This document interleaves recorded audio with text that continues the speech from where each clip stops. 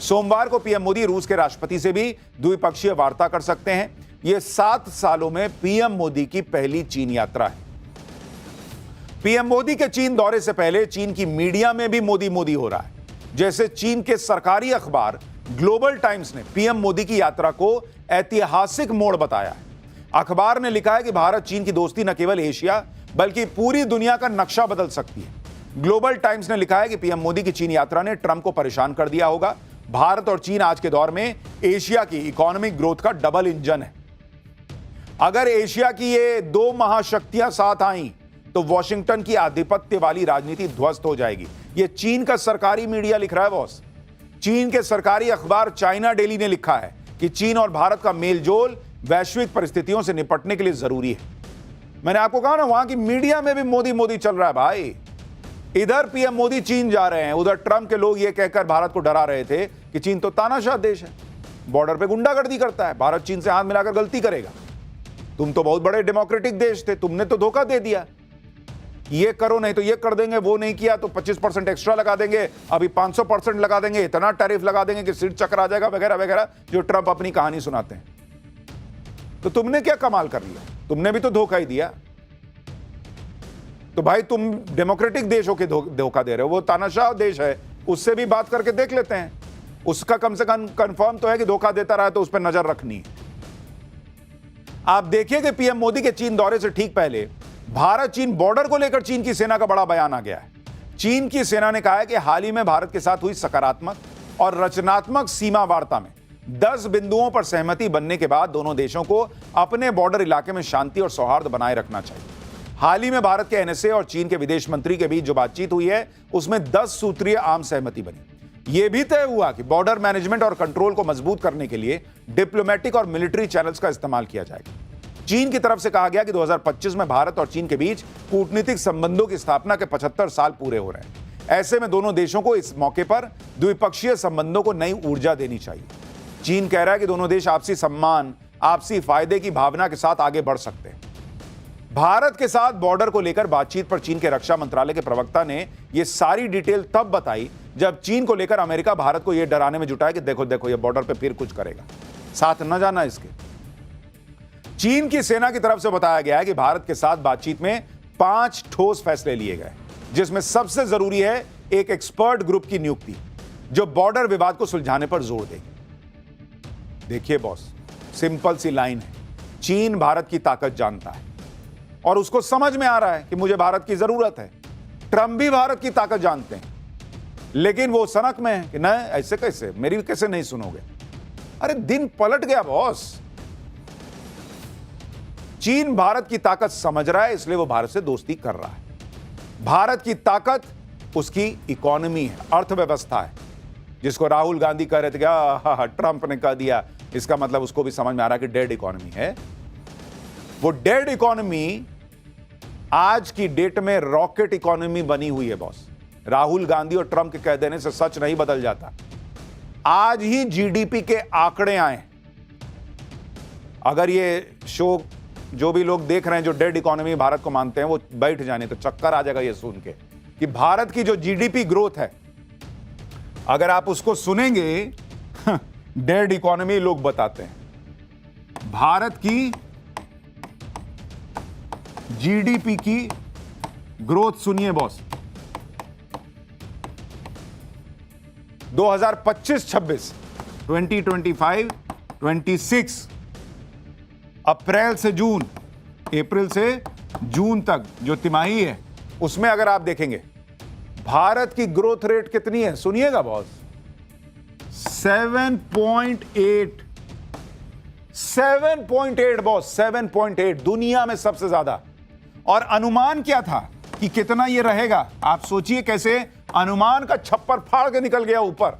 अनुमान था 6.7% का, और ये है कितना बॉस? 7.8%। अनुमान से भी 1.1% ज्यादा।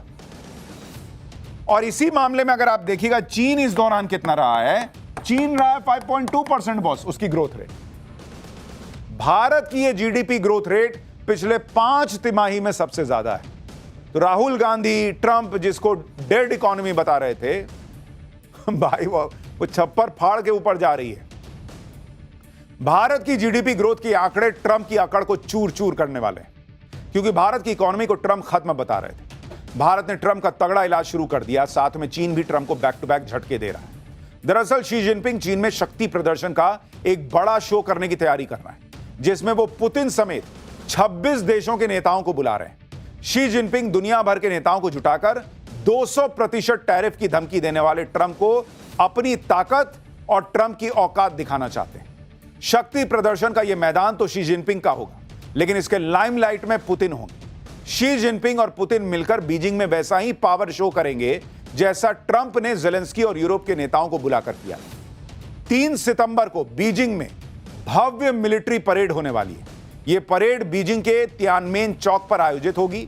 इस परेड में पुतिन, किम जोंग उन समेत 26 देशों के नेता शामिल होंगे। मिलिट्री परेड के जरिए चीन अपनी सैन्य ताकत को दिखाएगा। द्वितीय विश्व युद्ध में जापान के खिलाफ चीन की जीत को लेकर यह मिलिट्री परेड हर साल आयोजित होती है। शी जिनपिंग ने इस परेड में कई यूरोपीय और एशियाई देशों के नेताओं को भी न्योता दिया है, लेकिन जापान के विरोध की वजह से कुछ देश इसमें हिस्सा नहीं लेंगे। लेकिन बॉस, ये एक मैसेजिंग है ट्रंप को कि देखो मैं पुतिन के साथ खड़ा हूं और मेरी ताकत पुतिन के साथ है। लेकिन चीन में असली शक्ति प्रदर्शन तो तब होगा जब एससीओ समिट में पीएम मोदी, जिनपिंग और रूस के राष्ट्रपति पुतिन एक साथ एक मंच पे नजर आएंगे। बॉस, एससीओ समिट की सारी हाईलाइट इन तीनों पर रहने वाली है।